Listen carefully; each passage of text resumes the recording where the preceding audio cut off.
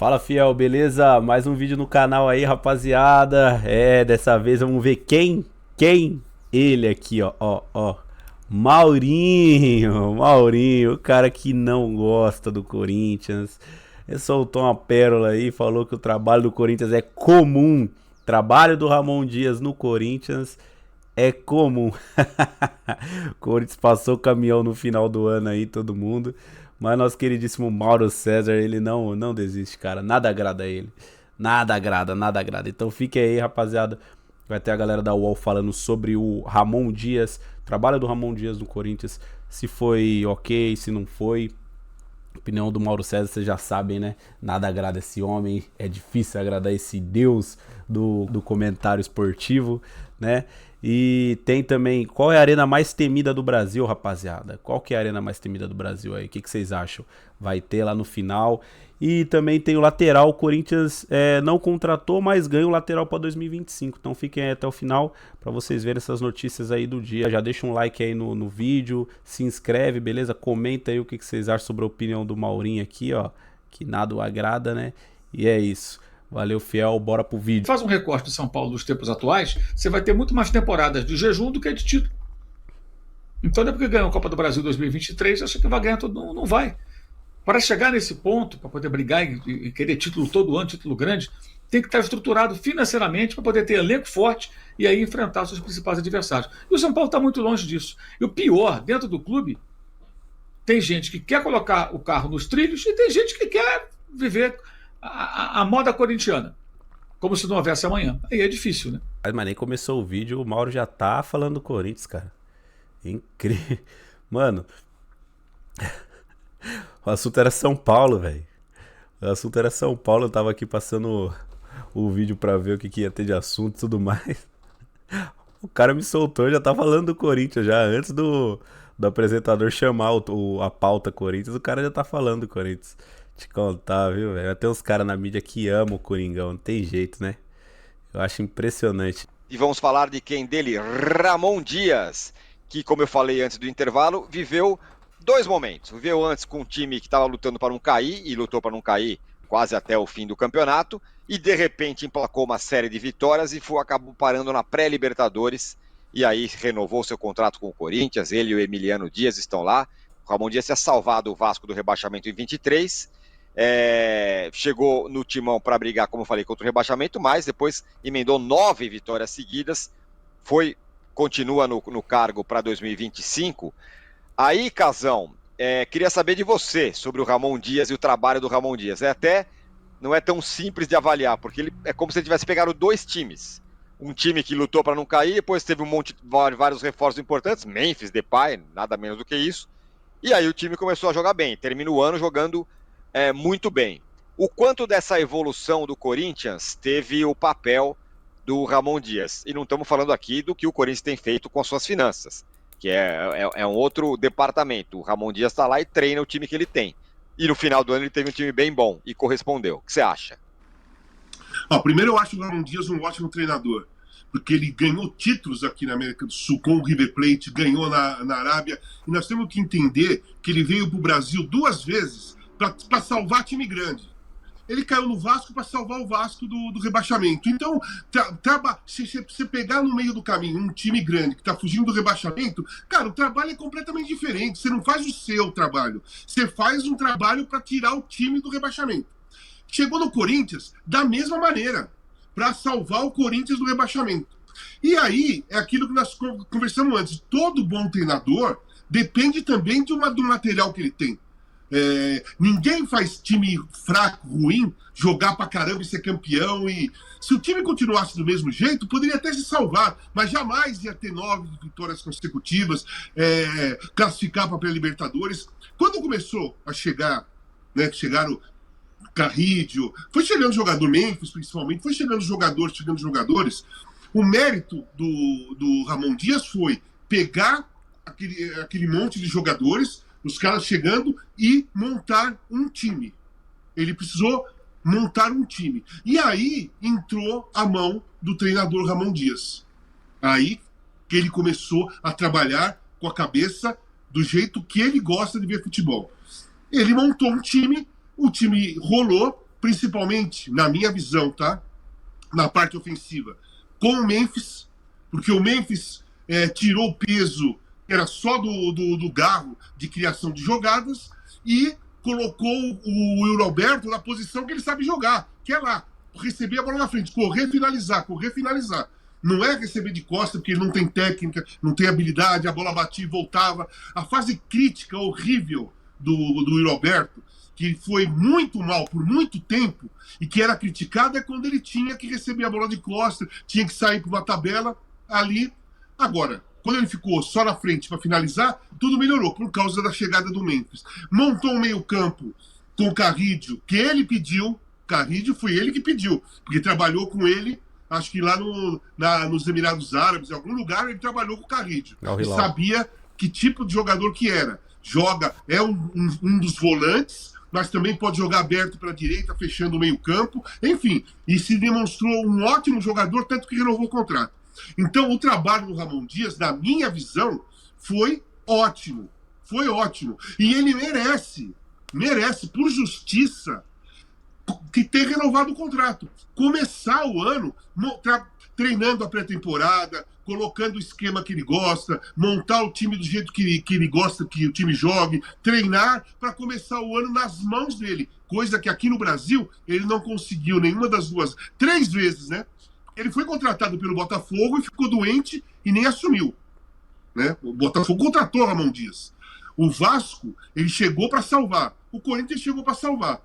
E agora ele vai começar o ano com um time que terminou voando, 9 vitórias consecutivas, pré-Libertadores, a torcida achando que é o maior time da história do Corinthians, o maior time do mundo, né? Porque toda a torcida, principalmente a do Corinthians, entra em euforia com muita facilidade. Agora freou a emoção, freou a empolgação, freou tudo. Vai começar o ano, vai treinar, vai montar o time dele, e aí nós vamos ver, não o trabalho do Ramon Dias, nós vamos ver se o time é bom mesmo. Empolgação nada, Casagrande. Hoje o Corinthians joga mais que o Manchester City. Isso aí é fato. O Manchester City não ganha mais de ninguém.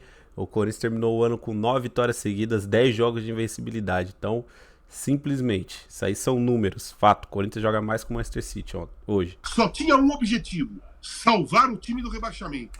Então você corre, disputa, você se entrega buscando aquele objetivo, salvar o time do rebaixamento. E dali em diante começou a ganhar e chegou na pré-Libertadores. Agora, a exigência desse time é outra. Vai começar a temporada, começar o Campeonato Paulista. Cara, você não vai entrar com o espírito temos que fugir do rebaixamento. É outro tipo de mentalidade. Vai ter que disputar títulos, vai ter que jogar para disputar alguma coisa importante. É o campeonato que o Corinthians pode, pelo menos a princípio, chegar na final e vencer, o Campeonato Paulista. E então a exigência dos jogadores, em cima dos jogadores, é muito diferente daquela que você chega já com o objetivo pronto. É fugir do rebaixamento. Funciona diferente, tá? É completamente diferente. Né? É outro tipo de mentalidade, é outro tipo de entrada em campo. Hoje os jogadores do Corinthians vão entrar em campo por cima, né? Em janeiro vão entrar por cima. Né? Terminamos o ano bem. Quando eles jogaram aqui, na hora era se entregar 100%. A entrega vai ser igual, sem ter a exigência de fugir do rebaixamento, a cobrança de fugir do rebaixamento, vai ser a mesma. Então o Ramon vai ver agora que time que ele tem na mão. E nós vamos ver o trabalho do Ramon desde o início. É tudo uma incógnita. Agora, analisando o Ramon Dias, eu acho ele um ótimo treinador. E eu acho justo ele começar, ter a chance, a possibilidade de começar um trabalho no Brasil desde o início do jeito que ele gosta de fazer.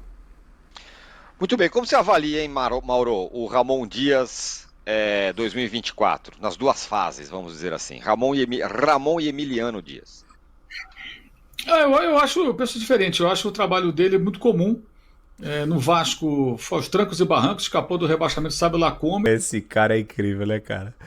Cara, alguém lembra aí do Mauro falando, não, esse trabalho é bom, é um trabalho da hora, o cara trabalhou bem. Cara, eu não vejo esse cara elogiando nada e ninguém, a não ser o Flamengo, velho.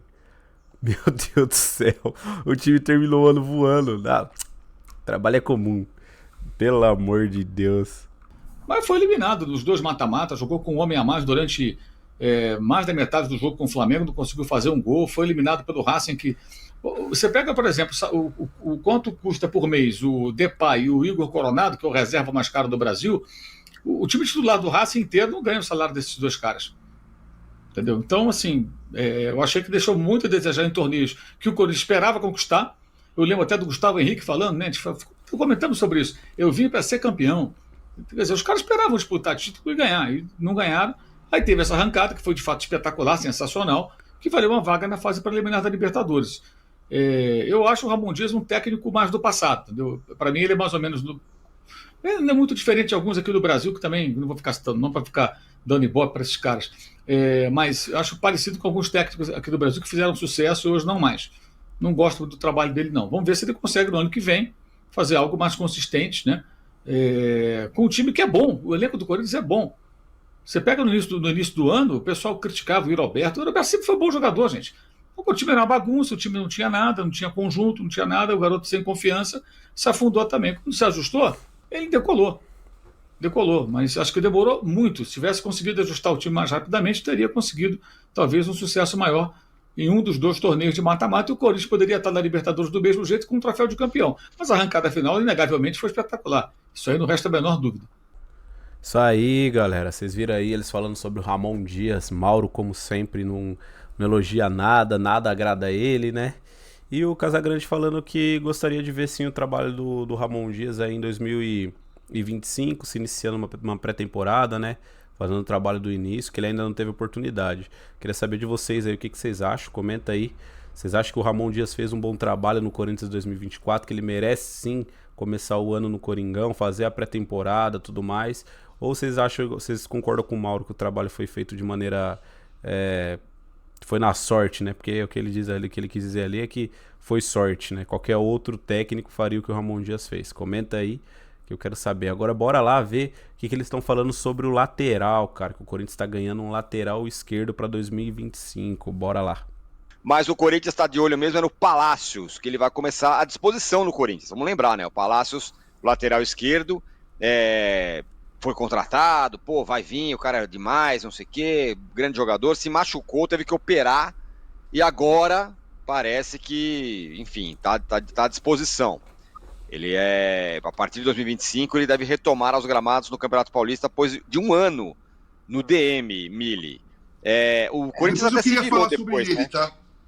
Claro, vou passar para você. Deixa eu passar para a Mili, em seguida você fala. E aí, Mili, Palácios de volta. Então, toda a treta em relação à contratação do Palácios é que ele teria sido contratado já machucado, né? Ele chegou machucado, tinha um problema, e aí ele jogou, sei lá, quantos jogos, gente? 1, 2, e tá no DM há um ano. É mais uma dessas contratações destrambelhadas do Corinthians, que agora, com esse jogo dentro do Corinthians, tendo virado emocionalmente, né? Dentro de campo, pelo menos, pode ser que dê certo, assim. O Corinthians passou o ano com problemas na lateral esquerda, né? O Bidu acabou jogando, assim, mas o Corinthians não tem um titular absoluto da lateral esquerda. Eu discordo completamente dela. O que o Bidu tá jogando aí no final do ano, cara, o Corinthians começa 2025 com um lateral titular, que é o Matheus Bidu. Indiscutível. Mas a treta toda do Palácio é que ele teria chegado já machucado. Então é uma contratação calamitosa, né? E aí, Casão, você queria falar? Pode falar. Quero. É isso aí. O Palácio não se machucou, ele chegou machucado. Ele chegou com lesão de cartilagem. Fez exame médico e alguém autorizou e avaliou a contratação de um cara que tem problema de cartilagem. E eu não vi até hoje nenhuma matéria cobrando explicações. Quem autorizou? Caramba, eu não sei até hoje qual clínica ele fez os exames, quais foram os médicos, quem avaliou, quem viu que ele tinha problema de cartilagem e mesmo assim autorizou a contratação.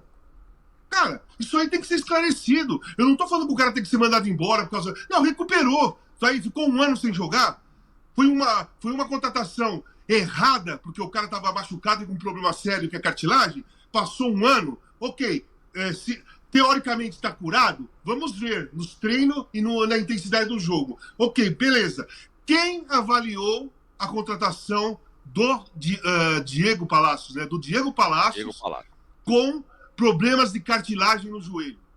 Cara, hoje é impossível você contratar jogador machucado, cara. Hoje é impossível. Não vem com papo, não vi, só se não fizeram os exames mais profundos que todo mundo faz. Ressonância magnética, enfim, tudo aquilo que aparece a alma.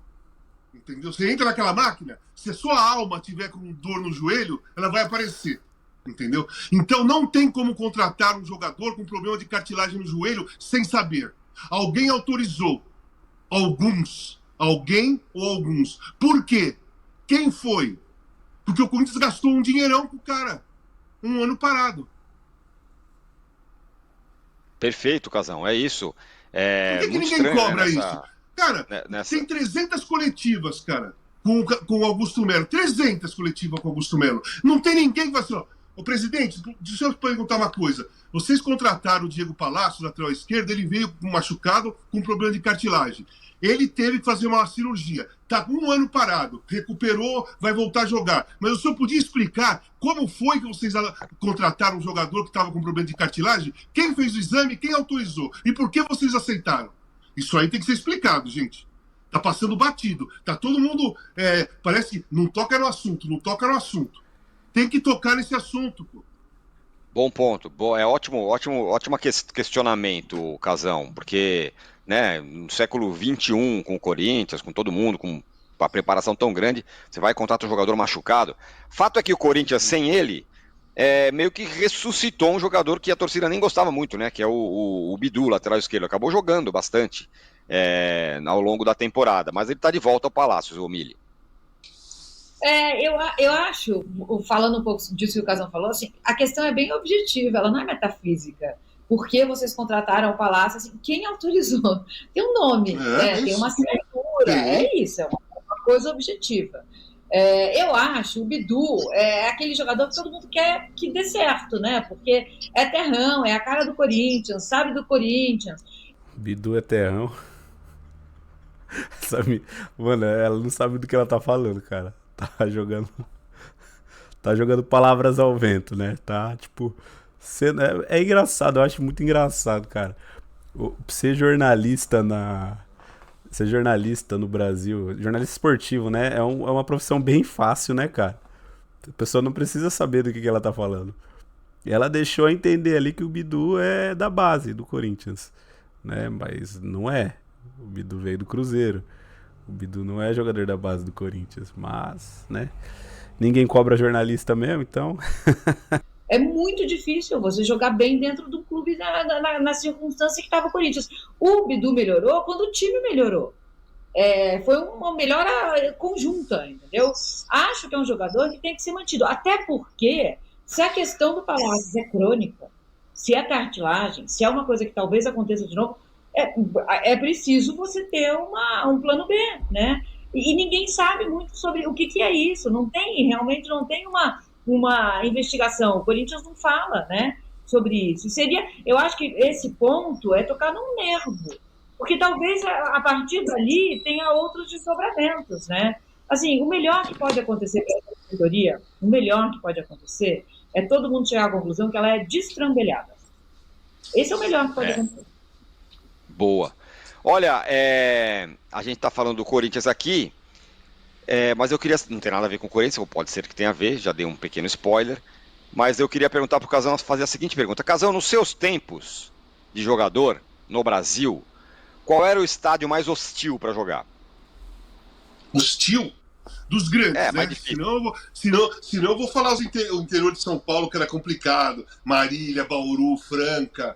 Era complicado você ir lá jogar Campo Duro, torcida em cima, aquele calor gigantesco, os caras dando no meio, não passava na televisão o jogo, não tinha VAR, a juizada ficava assobiando e o pau comia. Então eu não vou entrar, vou entrar em campos, né, estádios conhecidos. Não, mas eu gostei da sua fala sobre o Campeonato Paulista, porque na verdade as hostilidades estavam ali, né? Porque nos estádios grandes a torcida era dividida. Era outra história. às vezes a televisão passava o jogo 11h30 da manhã, ao vivo, em Marília. Joguei em Marília, 11h30 da manhã. Aí vai. Entendeu? Então era complicado. Enfim, esses aí eram outros tempos. Agora, os estádios que as pessoas conhecem, aquele que eu sempre gostei de jogar, mas era encardido pra caramba, era a Fonte Nova contra o Bahia. Jogar contra o Bahia na Fonte Nova era complicado, cara. A chegada do ônibus, a pressão da torcida, o barulho. Cara, o torcedor baiano, ele é fanático. O torcedor baiano do Bahia é fanático, fica em cima. Eu achava um campo difícil de se jogar. Por exemplo, eu ia jogar em Recife, no Arruda, contra os times de lá. Era difícil o jogo, mas eu não me sentia pressionado. Mineirão, Beira-Rio era difícil, porque a torcida do Colorado também é pesada e tal, mas, pô, você ia de ônibus pra Fonte Nova, você ia olhando a rua assim, você falava assim, dentro do ônibus, sentado com os caras, caraca, isso aí vai lotar hoje, o bicho vai pegar nesse estádio. Era assim o papo no ônibus. Era esse o papo no ônibus. Pô, adorei o registro.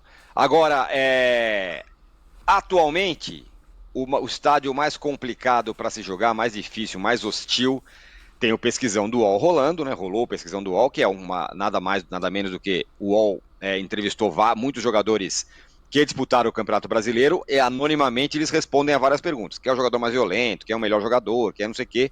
E uma das perguntas é essa aqui. Qual o estádio mais difícil de jogar? E o vencedor foi, Mili, o estádio do Corinthians, a Arena Corinthians, como o estádio mais difícil de se jogar. Normal, para né? 50% de quem votou. 50% dos votos foram para a Neoquímica Arena. 50%. Em segundo lugar, o Allianz Parque, com 15,7%. E o Morumbis, com 13,2%, ficou em terceiro lugar. Também foram citados o Alfredo Jaconi, do Juventude, a Fonte Nova, que o Casão falou, o Engenhão, estádio do Botafogo, o Heriberto Ulso, em Santa Catarina, do Criciúma, que caiu, né? A Liga Arena do Atlético Paranaense, que também caiu, e o Maracanã também foi citado, o Mili, mas a Neoquímica Arena como o mais difícil estádio para se jogar. Eu concordo, é muito difícil jogar lá mesmo. Me parece, né? Eu nunca joguei. Jogou bola? 50% é muita coisa para um estádio só, né? Não é que ganhou com 30%, porque o resto ficou dividido ali, a outra metade está dividida. Então, isso é vitória da torcida do Corinthians. Essa vitória aí é da torcida do Corinthians. Eu acho que o São Paulo está em terceiro lugar, é uma vitória, é disso que a gente estava falando agora, recentemente, assim, no começo do programa, como mudou o ambiente no Morumbi. Como a torcida do São Paulo está mudando o ambiente do Morumbi. Eu sei que em jogos grandiosos sempre foi assim, mas agora está ficando em todos os jogos do mesmo jeito. Então isso é grandioso. Eu não sei se o do Palmeiras é uma arena complicada. Imagino que seja complicada de jogar, né? Quando está cheia, com a torcida em cima, eu imagino que seja complicada de jogar. Eu achei que o Engenhão apareceria antes, o Newton Santos, por causa do tapetinho. Mas vai ver que a análise feita foi realmente a hostilidade pressão, por causa da pressão. Ô, Tironi, agora, Tironi, posso falar duas coisinhas rápidas em cima disso? Claro. Porque eu vou falar o lado que eu via dentro de campo. Jogar contra o Corinthians no Pacaembu era um inferno para quem ia jogar. O Pacaembu antigo, que todo mundo ficava na grade, lotava 40 mil pessoas e ainda ficava mais um montão colado na grade. Torcendo pelo Corinthians, como foi a final contra o Boca Juniors, por exemplo, mas na minha época era assim. O Morumbi, com o Corinthians jogando um clássico, ou um time adversário de fora, como foi quartas de final contra o Flamengo em 84. Agora, uma coisa que esses jogadores não tiveram experiência, porque se eles tivessem, eles iam falar, não, é esse estádio aqui. Era o antigo Maracanã, jogando contra o Flamengo do Zico. Um inferno. Inferno total. Mas aí conta o estádio, sabe que a gente conta o falava adversário, né? Sabe como a gente falava no vestiário? Com o Magrão, tudo, a gente chegava na conclusão assim, ó, gente, se o jogo tiver 0-0 e o jogo tiver equilibrado, deixa assim. Não vamos fazer o gol no primeiro tempo, porque senão esses caras vão vir pra cima e eles vão atropelar a gente. Deixa tranquilo o jogo. Era assim que você falava no vestiário pra jogar contra o Flamengo no Maracanã, que tinha 200 mil pessoas lá em cima. Rapaz, o não é porque eu sou velho, não, mas o Flamengo do Zico acho que é uma das coisas mais incríveis que eu já vi no futebol. Assim. Eu sou São Paulino, todo mundo sabe. Lá nos anos 80, né? No começo dos anos 81. Mas o Flamengo do Zico era um negócio espetacular. Oi. O Flamengo do Zico fez me deu uma coisa na vida que é um patrimônio assim que eu levo para minha vida. Assim. O Flamengo do Zico me ensinou a sofrer. O Flamengo do Zico me ensinou a ficar triste com o futebol e saber que eu não morreria com aquela dor.